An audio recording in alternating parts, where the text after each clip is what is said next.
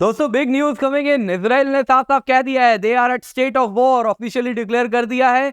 जो country Israel है इस वक्त जंग का सामना कर रही है, तो वॉर टाइम रूल्स अब लगेंगे। यहाँ पर दोस्तों दुनिया विभाजित दिख रही है, कोई इजराइल के साथ है तो कोई इसके साथ नहीं है। इंडिया ने अपना पाला क्लियर कर दिया है। इंडिया ने कह दिया भाई हम तो इजराइल के साथ खड़े हैं। पर यहाँ पर इस वीडियो में देखेंगे कौन इजराइल के साथ है कौन नहीं है। पर यहाँ पे जो शॉकर है वो है सऊदी अरेबिया, क्योंकि सऊदी अरेबिया और इजराइल के बीच में एक मित्रता पनपती हुई दिख रही थी, जिसमें न्यूक्लियर एंगल था। साथ ही साथ आप अगर देखें तो एंटी ईरान एक कुछ उसमें भी एक कोएलिशन जैसा बन रहा था। इंडिया की बात करें तो इंडिया मिडिल ईस्ट और यूरोप के बीच में जो इकोनॉमिक कॉरिडोर है आईमैक, उसकी कहीं ना कहीं उसमें इजराइल और सऊदी दोनों इन्वॉल्व थे। तो ये सब क्या उसका पोल खुलने वाला है, या फिर सऊदी के लिए ये केवल क्या कहते हैं उसको, टॉक नो वॉक वॉक है ना, बस कहा जा रहा है। Action speak louder than words, बस वर्ड्स में सऊदी ने कुछ कह दिया है, उस पर भी जानेंगे। साथ ही साथ जानेंगे कि किस प्रकार से फिलिस्तीन ने यहाँ पे हर प्रकार की बर्बरता की हद पार की है। तो सबसे पहले देख लेते हैं दोस्तों क्या हुआ है। लेकिन एक बात आपको मैं अभी बता देता हूं, फिलिस्तीन ने बर्बरता की हद तो पार की है, लेकिन ये नहीं करना था। इस प्रकार से अगर सरप्राइज वॉर हुआ है, इसका जो रैमिफिकेशन है, जो रिपरकशन है, वो बहुत खतरनाक होने वाला है। बहुत बड़ा कुछ आने वाले दिनों में आप देखने वाले हैं, जो हमको लग रहा है। तो क्या हुआ है सबसे पहले देखते हैं, इंडिया के लिए क्या टेक अवे है वो भी जानेंगे। दोस्तों आप देख सकते हैं Israel is at state of war. करीबन 40 से ज्यादा लोगों की मृत्यु अब तक हो चुकी है। ये संख्या बहुत ज्यादा बढ़ने वाली है, क्योंकि अचानक से आप अगर देखें तो एक जंग छिड़ी है, सरप्राइज अटैक हुआ है गाजा के तरफ से।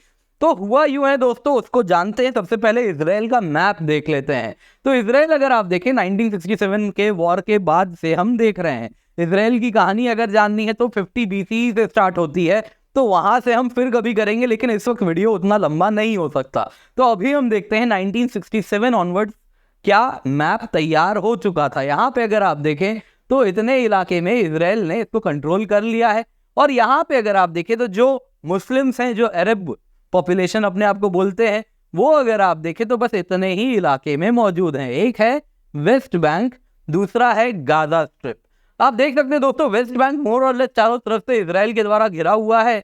दूसरी तरफ से जॉर्डन है। जॉर्डन के साथ इजराइल के रिश्ते ठीक ठाक हैं, तो वो इंश्योर करवाता है जॉर्डन कहीं से भी सपोर्ट ना करे। तो वेस्ट बैंक तो हमेशा शांत रहता है। लेकिन गाजा स्ट्रिप अगर आप देखें, जो यहाँ पे आप देख रहे हैं गाजा पट्टी जिसको कहते हैं, गाजा स्ट्रिप जिसको कहते हैं, पट्टी के जैसा आप देख पा रहे होंगे। तो यहाँ से ये मेडिटेरेनियन सी से कनेक्टेड है।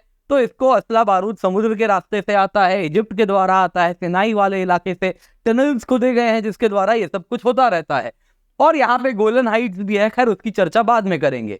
तो हुआ यूं दोस्तों, जनवरी 25 2006 की बात है। इस्लामिस्ट ग्रुप है हमास, वो पैलेस्टीनियन लेजिस्लेटिव इलेक्शंस में मेजॉरिटी पा लेता है। यहाँ पे दोस्तों पैलेस्टीनियन लेजिस्लेटिव इलेक्शन किसके लिए होता है? डेमोक्रेसी को स्थापित करने के लिए। क्या होता है, यहाँ पे जो रहने वाले वेस्ट बैंक के लोग हैं, जो गाजा के लोग हैं, अपने आप को पैलेस्टीन कंट्री को बिलोंग करते हैं, ऐसा कहते हैं, पैलेस्टीन स्टेट को बिलोंग करते हैं, नॉट टेक्निकली अ कंट्री। तो लेकिन पैलेस्टीन के किस प्रकार से उसको गवर्न करना है, उसके लिए वहां पर चुनाव होता है। तो यहाँ पे वेस्ट बैंक के लोग और गाजा के लोग दोनों वोट देते हैं। दोनों के ही जो वोटिंग होती है उसमें ऐसा देखने मिलता है कि हमास जीत जाता है। हमास अगर आप देखें दोस्तों तो वो साफ साफ कह देता है कि भाई देखो, हम तो वायलेंस का त्याग नहीं करने वाले, ना ही हम इजराइल को रिकॉग्नाइज करते। ये पूरा का पूरा पैलेस्टीन हमारा है। इजराइल यानी जो ज्यूज वहां रहते हैं वो खाली करें और जाएं, और इसके लिए बंदूक भी वो उठाएंगे। दोस्तों आपको बता देता हूं, जो हमास है उसका जो मुस्लिम ब्रदरहुड का पैलेस्टीनियन ब्रांच है, उसी में उसके रूट्स हैं। मुस्लिम ब्रदरहुड एक ग्लोबल संस्था है, एक ग्लोबल आप अगर देखें तो मूवमेंट है, जिसको तुर्की सपोर्ट करता है, जिसको कतर सपोर्ट करता है। और ये कहीं ना कहीं आप देखें तो जो अरब वर्ल्ड में जो मोनार्कीज हैं, एक्सेप्शन कतर है यहाँ पे, वो इसके खिलाफ हैं, क्योंकि ये कहीं ना कहीं जो मोनार्कीज हैं उनको हटा के अपने लोगों को बैठाना चाहता है। कहता है डेमोक्रेसी है एक तरीके की।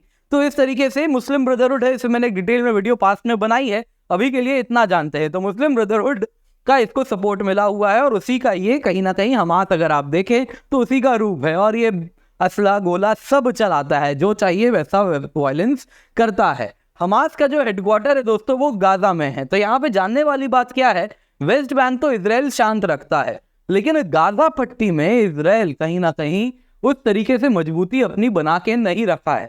अब आते हैं दोस्तों जनवरी 2023 ऑनवर्ड्स क्या हुआ है, ताकि हम अभी करंट वायलेंस को समझ पाए। तो जनवरी 2023 की बात है, इजरायली ट्रूप्स रेफ्यूजी कैंप को रेड करते हैं, जिसमें 7 पैलेस्टीनियन गनमैन को मारा जाता है। और इसके बाद अगर आप देखें तो इस प्रकार से काफी ज्यादा रेड जो कॉमन होता है वही चलता है। लेकिन अक्टूबर 2023 को ऐसा न्यूज आता है कि जो वेस्ट बैंक वाला इलाका है, इसमें जो बॉर्डरिंग इलाका है, इसमें कुछ इलाकों में जो चरवाहे अपने पशुओं को चारण करने के लिए जो जमीन का इस्तेमाल करते थे, वहां पे इजरायली चरवाहे यानी ज्यूज चरवाहे आके, मोस्ट लाइकली ज्यूज ही होंगे, इजरायली चरवाहे अभी सिंप्लिसिटी के लिए रखते हैं, वो क्या करते हैं दोस्तों, उस इलाके में रहने वाले जो पैलेस्टीनियन जो चरवाहे थे उनका 140 स्क्वायर मील का इलाका हड़प लेते हैं और कहते हैं यहाँ पे अब से हमारे पशु इसका इस्तेमाल करेंगे। और उसके बाद वेस्ट बैंक में थोड़ा आक्रोश हो जाता है कि इस प्रकार से हमारी जमीन को पीछे धकेला जा रहा है। इसके सिवा अल अक्सा मस्जिद है, उसको लेके भी इश्यूज चलते रहते हैं। तो यहाँ पे अगर आप देखें तो इस प्रकार से गहमा गहमी बढ़ जाती है।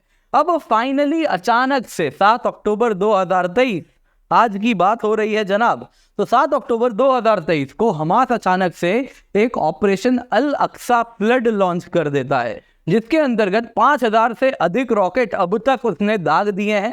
सुबह 6:30 बजे से ये फायरिंग शुरू होती है, अब तक चल रही थी। और सिर्फ इतना ही नहीं दोस्तों, गाजा से मिलिटेंट इन इलाकों से सबसे पहले तो फायरिंग होती है और यहाँ से फिर आतंकवादी गाजा मिलिटेंट्स बंदूक लेके अंदर घुस जाते हैं और पूरा का पूरा इजराइल वाला जो इलाका है जहाँ पे ज्यूज रहते हैं उनको खदेड़ के पीछे भगाते हैं। सिर्फ पीछे नहीं भगाते हैं, बात उतनी ही नहीं थी दोस्तों, अपने आप को ये जो मिलिटेंट्स हैं अगर आप देखें तो हद कर दी है, बर्बरता की हद पार कर दी है। ऑब्वियसली मैं वीडियो तो आपके साथ शो नहीं कर सकता, ना ही फोटोज शो कर सकता हूँ, लेकिन इट इज़ वेरी गौरी, मतलब बहुत ही ज़्यादा आप अगर देखें तो दर्दनाक है और बहुत ही ज़्यादा अगर आप देखें तो अमानवीय है।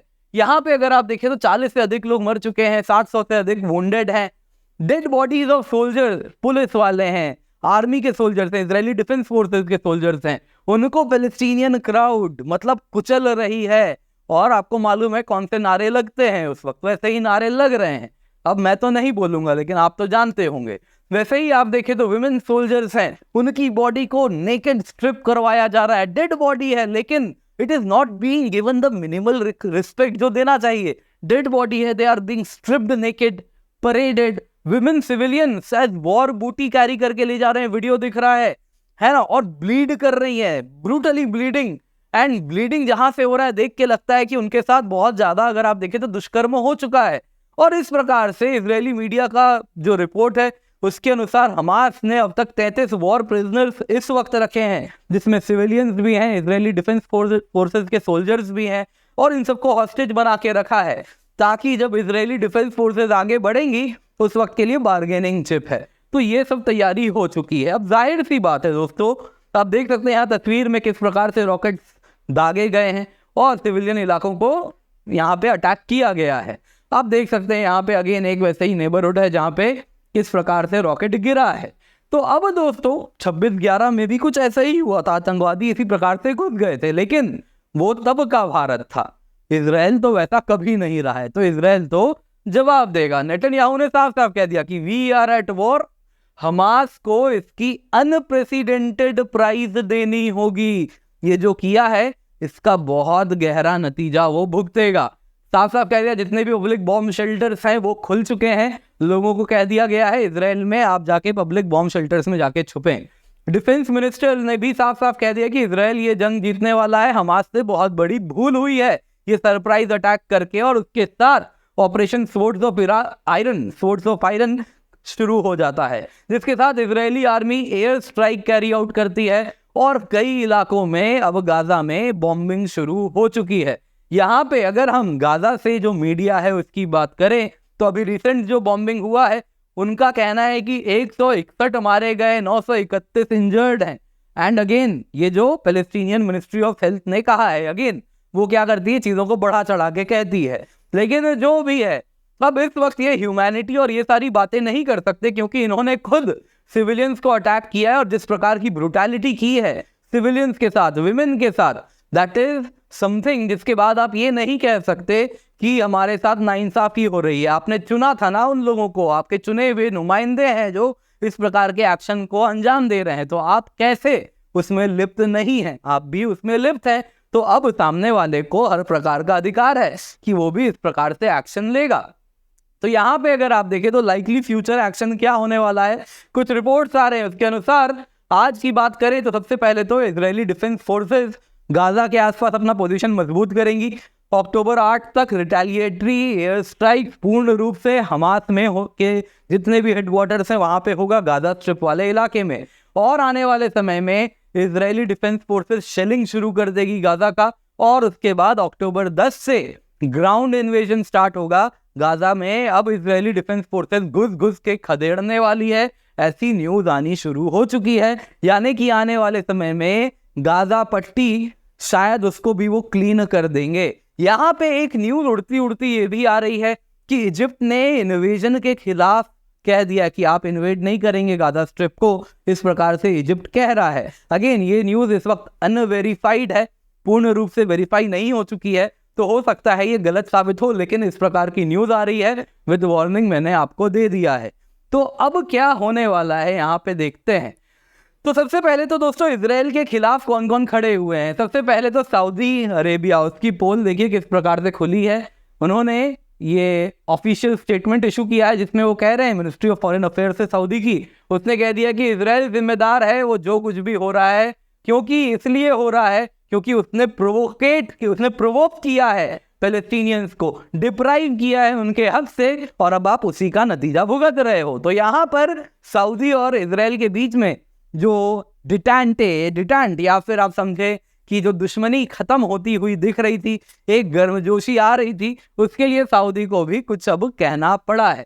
दूसरी तरफ कतारी फॉरेन मिनिस्ट्री, कतर तो दोस्तों खुद ब्रदरहुड का सबसे बड़ा सपोर्टर है आज के टाइम में, और अगर आप देखें तो इन्होंने भी कह दिया कि हम केवल और केवल इजराइल को रिस्पॉन्सिबल ठहराते हैं। ये जो करंट वायलेशन, जो एस्केलेशन हुआ है, ये इसलिए हुआ है क्योंकि आपने पैलेस्टीनियन के अधिकार को वायलेट किया है, अल अक्सा मॉस्क जैसे इलाके में रिपीटेड रेड्स किए हैं, उसका ये नतीजा है।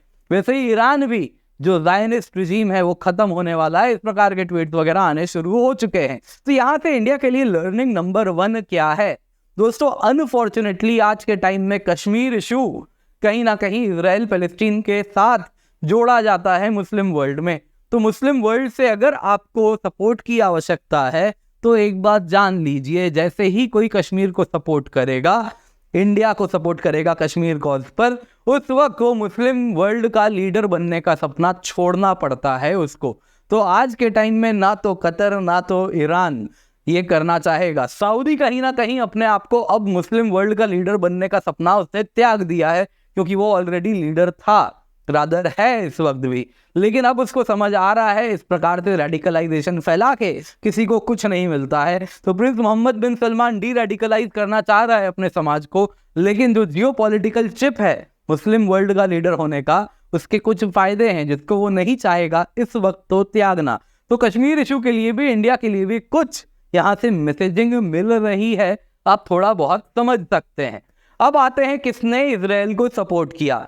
यहाँ पे अगर आप देखें तो वेस्टर्न कंट्री साफ साफ इजराइल के साथ खड़े हो गए हैं। इन्होंने साफ साफ कह दिया कि we are standing with Israel at such a moment. आतंकवाद can never be justified, terrorism can never be justified. आतंकवाद को कभी भी आप सही नहीं ठहरा सकते।